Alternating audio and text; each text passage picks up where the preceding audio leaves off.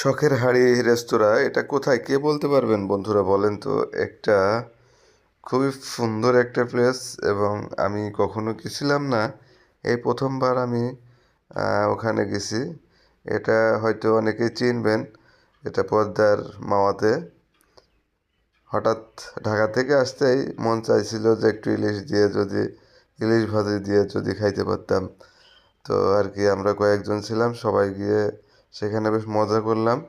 এই যে আমাদের রিফাত ভাই দাঁড়িয়ে আছে, ভিতরে ঢুকলাম, ইলিশ কিনলাম এবং ইলিশটা বেশ সুন্দর ছিল। ইলিশের ডিম ছিল পেটে, আমার খুব পছন্দর ইলিশ।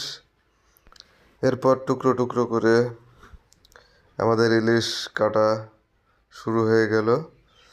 ইলিশ কাটার পরে আবার এই যে দেখতে পাচ্ছেন গরম সরিষার তেল দিয়ে আমরা ইলিশ ভাজছি। খুব সুন্দর করে ইলিশটা ভাজা হলো। আপনারা দেখতে পাচ্ছেন ইলিশ মাছ একটা একটা করে তাওয়ার উপরে দিয়ে গরম তেলের মধ্যে ভাজা হচ্ছে।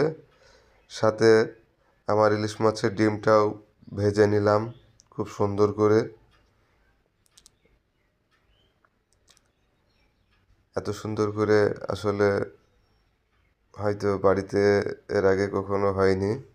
আমরা খুব মনোরম পরিবেশে, নিরিবিলি পরিবেশ ছিল, যার কারণে খুব সুন্দর করে ইলিশ মাছটাকে ভেজে আমরা নিলাম।